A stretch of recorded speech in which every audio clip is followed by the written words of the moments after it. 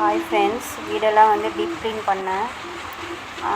Deep clean பண்ணி முடிச்சுட்டு சாமி பூஜை ரூம்லாம் வந்து டீப் க்ளீன் பண்ணிவிட்டு பச்சரிசி மாவில் கோலம் போடுறேன்.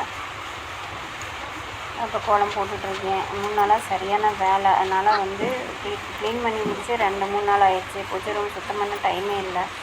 இன்றைக்கி தான் கட்டாமல் டைம் இருந்துச்சு. அதனால தான் வந்து பூஜை ரூம்லாம் வந்து க்ளீன் பண்ணிவிட்டு மாவு கோலம் போடுறேன். இது என்னமோ தெரில, பீரியட்ஸ் டைம் வந்து தீபம் போடனால ஒரு மாதிரியாக இருக்குது.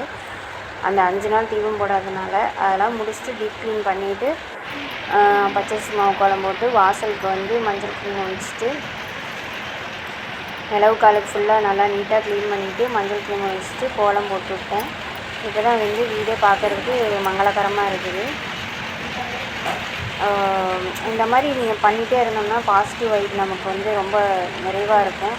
வீடுமே கொஞ்சம் மன நிம்மதியோடு எந்த பிரச்சனையும் இல்லாமல் பாசிட்டிவ் வைப் இருக்கும், நெகட்டிவ் வைப் இல்லாமல். அதுவும் ஆடி மாதம் வந்துட்டாலே நம்மளை வந்து ரொம்ப பக்திமயமாகவே இருக்கும். ஆடி மாதத்தில் இது ஆடி செவ்வாய் ஆடி வெள்ளினாலே சொல்லவே வேணாம்.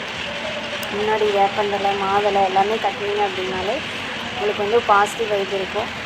ஏதாவது எந்த ஒரு நோய் தொட்டு அண்டாமல் தான் நம்ம வந்து இந்த மாதிரிலாம் நம்ம பண்ணிகிட்ருக்கோம்.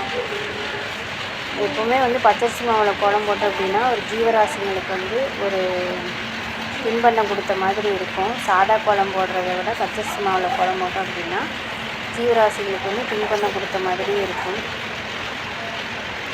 பச்சரிசியை வந்து நல்லா ஊற வச்சு அரைச்சி வச்சிட்டிங்கன்னா நல்லா ஒரு பேஸ்ட் மாதிரி கன்சிஸ்டன்சி கிடைக்கும். நம்ம தண்ணி ஊற்றி கரைச்சி நம்ம கோலம் போட்டுக்கலாம். அந்த பச்சரிசி மாவில் கோலம் போடுறது பார்க்குறதே ஒரு தனி அழகு தான். சாதாரண கோலப்பொடி வந்து 2 நாளில் அழிஞ்சிடும். பச்சரிசி மாவு பார்த்திங்கன்னா 4-5 நாள், ஒரு வாரத்துக்குமே அப்படியே அழியாமையே இருக்கும். அதுதான் இதோட ஸ்பெஷலு. நான் 4 நாளைக்கு ஒருக்கா மாற்றிடுவேன். இப்போ வந்து ஃபோட்டோலாம் வச்சு டெக்கரேட் பண்ணிட்டேன் ஃப்ரெண்ட்ஸ். தேங்க்யூ.